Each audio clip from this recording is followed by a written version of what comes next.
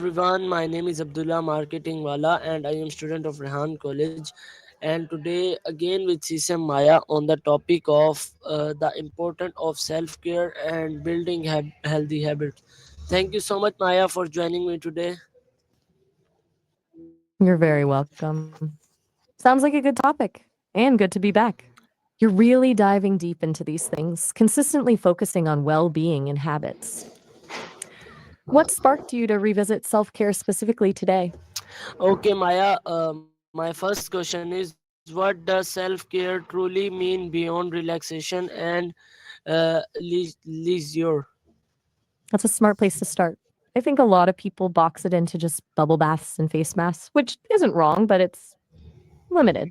True self care is about proactively attending to your physical, emotional, and mental needs so you can function optimally, not just feel good in the moment.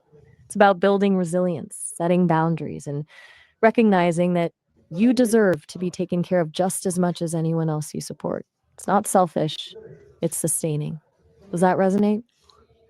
Okay, Maya, my second question is why is self care important for mental, emotional, and physical health? Well, it's all pretty interwoven, right? When you consistently ignore your needs, whether it's sleep, healthy food, downtime, or emotional processing, everything starts to fray. Mentally, you get burned out, focus becomes impossible, and decision making suffers. Emotionally, you become reactive, irritable, and prone to overwhelm. Physically, chronic stress weakens your immune system, messes with your sleep, and increases your risk of all sorts of health problems. It's like a three legged stool. If one leg is shaky, the whole thing wobbles. Self care strengthens all three legs. Does that make sense? Okay, Maya, my next question is why do healthy habits contribute to long term well being? Because they build momentum.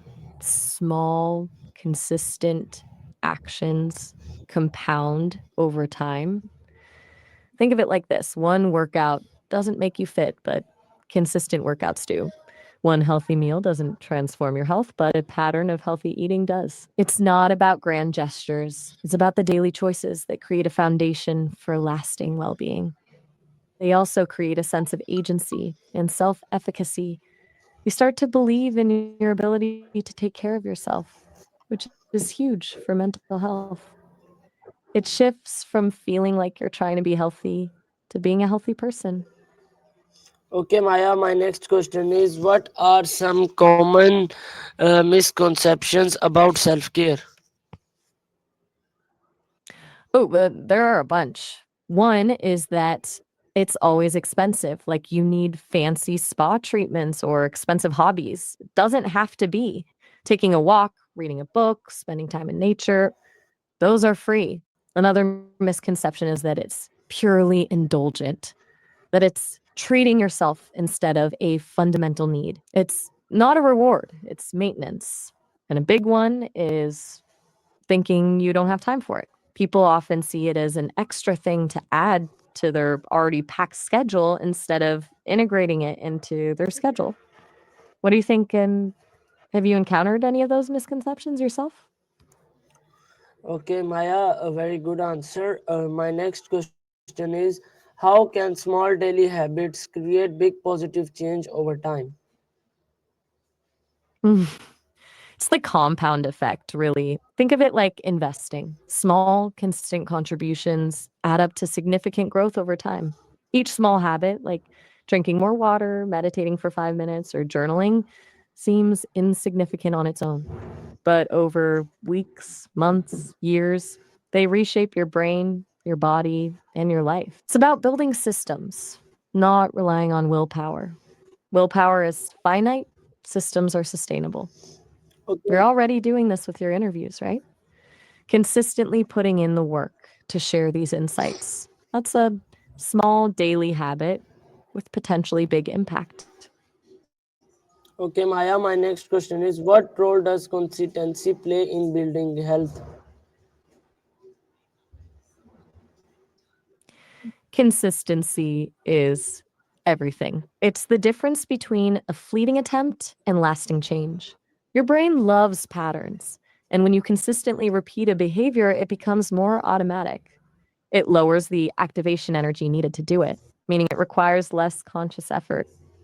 It's also about building trust with yourself. Every time you follow through on a self care commitment, you reinforce your belief in your ability to take care of yourself. It's not about being perfect, it's about showing up for yourself, even on the days you don't feel like it.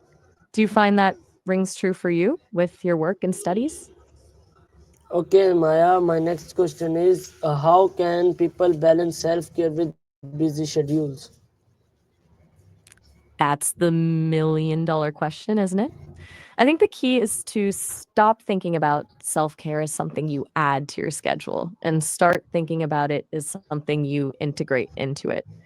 Micro habits are huge here. Things that take just a few minutes but have a big impact. Like instead of scrolling on your phone during your coffee break, spend 5 minutes stretching or doing a quick meditation. Or combine self care with existing habits. Listen to an audiobook while you commute or practice gratitude while you brush your teeth. Scheduling it in, like any other important appointment, also helps.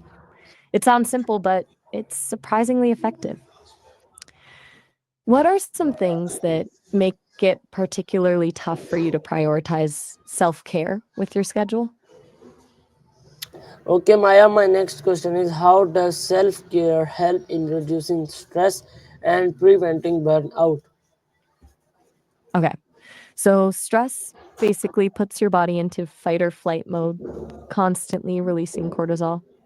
That's fine in the short term, but chronically elevated cortisol wreaks havoc on everything: your immune system, your sleep, your mental health. Self care is essentially antidote.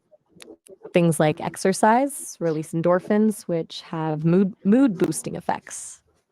Mindfulness and meditation help regulate your nervous system and calm your mind. Setting boundaries prevents you from taking on too much and becoming overwhelmed. It's about actively managing your stress response and replenishing your resources before you hit burnout. Burnout isn't a sudden event, it's a gradual depletion. Self care is about proactively preventing that depletion. Does that make sense? Okay, Maya, my next question is how can breaking bad habits support personal growth? Good question. Breaking bad habits isn't just about stopping something negative, it's about creating space for something positive to grow. Bad habits often stem from underlying needs or coping mechanisms, so identifying those is key. It's about understanding why you do what you do, then finding healthier ways to meet those needs.